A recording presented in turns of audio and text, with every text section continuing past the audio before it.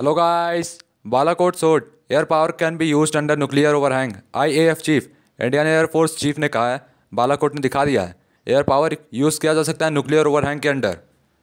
Air strikes against the JeM terror base were India's response to Pulwama suicide car bomb attack in which 40 Central Reserve Police Force men were killed on 14 February 2019।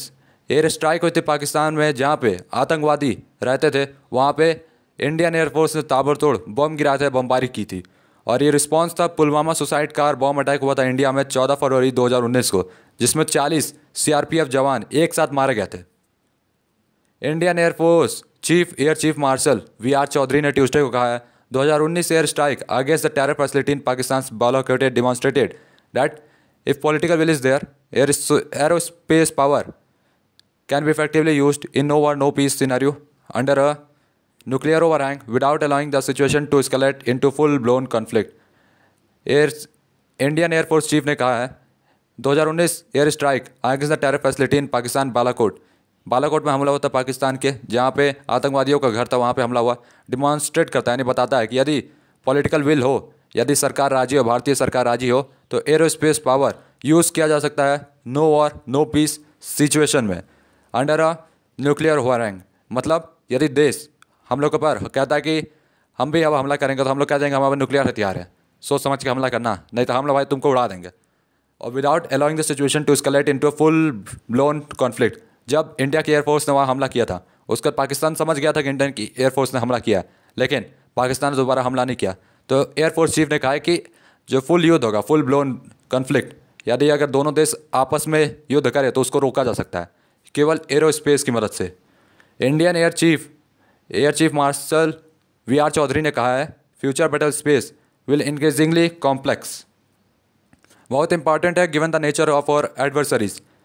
Response options are available to leadership have suddenly increased. जो response options हैं Indian forces को मिल रहे हैं वो increase हुए हैं, और इंक्रीजिंगली एयर पावर जो है एक ऐसा ऑप्शन चॉइस है जिसमें इनहेरेंट फ्लेक्सिबिलिटी है और अनमैच्ड प्रिसीजन स्ट्राइक कैपेबिलिटी है। मतलब एकदम सही जगह पे निशाना लगाने की क्षमता है। चौधरी ने कहा है in his inaugural address at the Marshal of Air Force Arjan Singh memorial seminar on aerospace power to future battle space operation. Air strike against the Jaish Mohammed terror base. तो एयर स्ट्राइक हुआ था जैसे मोहम्मद आतंकवादी के बेस के खिलाफ। इंडिया का रिस्पांस था Pulwama suicide car bomb attack हुआ था, जिसमें 40 सीआरपीएफ जवान मर गए थे 14 फरवरी 2019 को।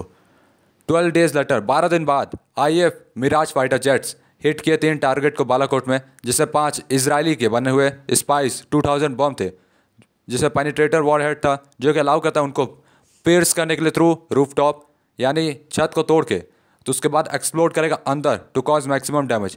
मतलब समझो गाइस, जैसे मान लो तुम्हारा घर है, उसके ऊपर स्पाइस 2000 बम गिरता है, तो पहले तुम्हारे छत को तोड़ेगा, उसके बाद फिर तुम्हारे घर में आएगा और तब बहुत बड़ा धमाका करेगा, जिससे दुश्मन को बचने के चांसेस लगभग 0 हैं। India security concerns require that it puts in place adequate military power to achieve deterrence, ensure information dominance, cures when needed, and provide multiple response options, he said। India की सिक्योरिटी को यदि चिंता होती है, यदि India के ऊपर कोई हमला करता है, तो उसके लिए सबसे ज़रूरी बात यह है कि उसके पास एडुकेट मिलिट्री पावर होनी चाहिए, सफिशिएंट हथियार होने चाहिए अचीव करने के लिए, दुश्मन को हराने के लिए, और इन्फॉर्मेशन डोमिनेंस, सही इन्फॉर्मेशन होनी चाहिए। मतलब अपने खबरी लोग जितने भी हैं अलग अलग देश में सही इन्फॉर्मेशन दे, और कोर्स व्हेन नीडेड, तो जिस तरह का हथियार चाहिए उस समय मिल जाए, और प्रोवाइड करें मल्टीपल रिस्पांस ऑप्शन। यदि हमारे एयरफोर्स वहाँ पे हमला नहीं कर पा रहे तो हमारी नेवी को हमला करना होगा, यदि नेवी हमला नहीं कर पा रही तो इंडियन आर्मी हमला करेगी। मतलब रिस्पांस ऑप्शंस अवेलेबल रहने चाहिए। Attributes of aerospace power enable the leadership और to formulate an appropriate strategy with due coordination given to the desired end state conflict termination criteria and escalation matrix. तो aerospace power जो है enable करता है leadership को formulate करने के लिए एक सही strategy with due congenience given to the desired and state conflict termination criteria होता है, और escalation matrix होता है। High speed, reduced response time, long reach, increased mobility, technological intensity, precision firepower, shock effect, ability to operate across domains and network-centric operations have made aerospace power a formidable component of India's military might। Chaudhary ने कहा है जो high speed है अपने aircraft की, jet plane की, reduced response time, यदि दुश्मन हमला करता है तो हम लोग तुरंत हमला कर देंगे, साथ में लॉन्ग रेंज, लंबी दूरी तक जा सकता है। इंक्रीज्ड मोबिलिटी, एकदम सही मोबिलिटी के साथ और बढ़ी हुई मोबिलिटी के साथ। साथ में टेक्नोलॉजिकल इंटेंसिटी, बहुत सारी टेक्नोलॉजी जेट प्लेन में लगती है गाइस। हम लोग को पता है नई नई टेक्नोलॉजी हर दिन नहीं, मतलब हर साल तो अपग्रेड हो जाती है।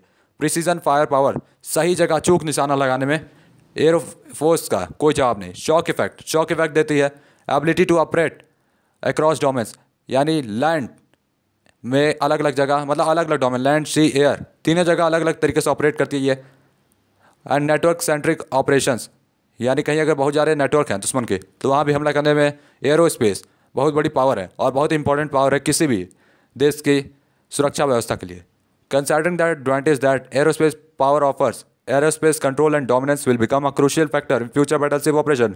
IAF चीफ ने कहा है कि यदि एडवांटेज देखा जाए एरोस्पेस पावर ऑफर्स जो करता है, जिसमें एरोस्पेस कंट्रोल होता है और डोमिनेंस होता है, वो क्रूशियल फैक्टर होगा फ्यूचर के युद्ध में। फ्यूचर में यदि युद्ध ऑपरेशन करना हो, अलग अलग जगह ऑपरेशन जो होते हैं, और मान लो इंडिया को कभी फ्यूचर में करना होगा ऑपरेशन, तो उसके लिए एरोस्पेस पावर सबसे ज़्यादा होनी चाहिए और बहुत इंपॉर्टेंट फैक्टर है भविष्य के युद्ध के लिए। साथ में एरोस्पेस कंट्रोल भी बहुत ज़रूरी है। अगर हमारे देश में एरोस्पेस कंट्रोल होगा नहीं, दुश्मन का हवाई जहाज हमारे देश के ऊपर से उड़ के जा रहा है और बम गिरा रहा है, तो समझ सकते हो भाई हम लोग की नेवी और आर्मी ज़्यादा कुछ नहीं कर सकती यदि हमारा एरोस्पेस ज़्यादा ताकतवर नहीं है तो। चौधरी ने कहा है कि foremost lesson that can be drawn from the development in 20th century and early 21st century is that no war can be successfully prosecuted without aerospace power. While quoting legendary British commander Field Marshal Bernard Montgomery, who had said, "If we lose war in the air, we lose the war and lose it quickly." Chaudhari ने कहा कि सबसे important lesson, सबसे ज़रूरी lesson ये है जो हम लोग ने निकाला है, जो डेवलपमेंट हुआ है 20th सेंचुरी में और अर्ली 21st सेंचुरी में, कि कोई भी युद्ध सक्सेसफुली नहीं जीता जा सकता बिना एरोस्पेस पावर के। यानी बिना, अगर किसी देश के पास फाइटर प्लेन नहीं है तो उसका युद्ध जीतना बहुत मुश्किल है। कोट किया है एक legendary British commander field marshal Bernard Law Montgomery, जिन्होंने कहा था कि यदि हम लोग हवा में युद्ध हार जाते हैं तो हम लोग ज़मीन और पानी में तुरंत युद्ध हार जाएंगे और हमारी कंट्री जल्दी ही दुश्मन के हाथों लग जाएगी। ट्रेडिशनल बैटलफील्ड जो है ख़त्म हो गई from the lexicon of modern strategies. पहले जो युद्ध नीति चलते थे जिसमें हज़ारों सैनिक रहते थे, जैसे आपने सुना होगा Akbar versus the greatest emperors of Indian, जितने भी इंडिया के महान शासक थे उन्होंने अकबर के साथ युद्ध किया है, जिसमें महाराणा प्रताप वर्सेस अकबर सबसे जाने माने युद्ध में से एक है। तो वहाँ पे ट्रेडिशनल बैटलफील्ड था, मतलब किसके सैनिक कितने ज़्यादा हैं, छापा मार युद्ध, छिप के हमला, तो ये सब युद्ध होते थे जो कि बहुत पहले ख़त्म हो गए क्योंकि यहाँ पे मॉडर्न स्ट्रेटजीज आ चुकी हैं। और what is increasingly being used is the battle space in the land sea air cyber and space domains, he said. तो अब युद्ध होता है 5 जगह पे, पहले होता था खाली 3 जगह, लैंड एयर और सी। एयर में भी बहुत कम होता था, लेकिन अब होता है लैंड सी एयर साइबर और स्पेस, ज़मीन हवा पानी साइबर, मतलब जो मोबाइल चलाते हैं नेटवर्क है यहाँ से, और अंतरिक्ष से सैटेलाइट हमला स्पेस, अब यहाँ से भी हमला हो रहा है। तो यूक्रेन और रशिया में हम लोग देख सकते हैं गाइस, यहाँ से 5 जगह से हमला हो रहा है। We must acknowledge that the wars of the future will be fought differently.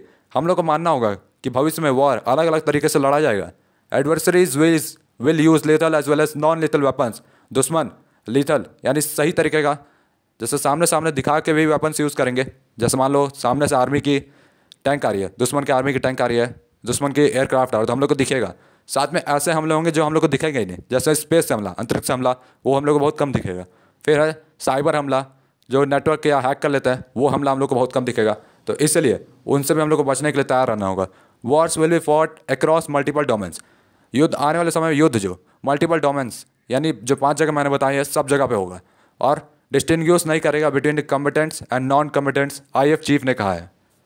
He said that the future battle space will be increasingly complex and characterized by heavy dependence on technology, asymmetric nature of threats, expanded battle spaces, high tempo of operation, enhanced lethality, compressed sensor to shooter cycle and media scrutiny। उन्होंने कहा कि future battle space जो होगा बहुत ही complex होगा, characterise करेगा heavy dependence होगा। हम लोग बहुत ज़्यादा डिपेंड होकर टेक्नोलॉजी के ऊपर, किसकी कितनी एडवांस टेक्नोलॉजी है। जैसे आप देख सकते हैं, मैंने एक वीडियो में बताया था इंडिया का जो एमका फाइटर जेट है, जो कि न्यूली फाइटर जेट है, इंडिया ने कहा था 5th जनरेशन होगा, लेकिन ये 4.5 जनरेशन ही है। तो इसलिए, और अमेरिका के पास 5th जनरेशन फाइटर प्लेट है, तो अमेरिका हम लोग से एक कदम आगे है। तो इसलिए वो टेक्नोलॉजी के मामले में बहुत आगे है। एसिमेट्रिक नेचर ऑफ ट्रेड्स, तो ऐसे भी धमकियाँ आएंगी, ऐसी भी चुनौतियाँ आएंगी जिसमें प्रकृति का कोई हाथ नहीं होगा। एक्सपेंडेड बैटल स्पेसेस, मतलब अब युद्ध जो होगा बड़े एरिया में होगा, छोटे छोटे एरिया में नहीं होगा। जैसे world war 1 world war 2 Europe में हुआ, कुछ पर्टिकुलर जगह पे हुआ। लेकिन अब अगर युद्ध होगा दो महादेशों के बीच, मान लो अमेरिका वर्सेस रसिया होगा, तो इसमें सारे देश आएंगे, मतलब सारे देश को जुड़ना ही पड़ेगा युद्ध में। और हाई टेम्पो ऑपरेशन, मतलब बहुत ज़्यादा ऑपरेशन किया जाएगा। और इन्हेंस्ड लिथैलिटी होगा और compressed sensor to shooter cycle, मतलब आपका जो सेंसर होगा जिस तरह आपको इशारा करेगा आपको उस तरफ शूट करना होगा।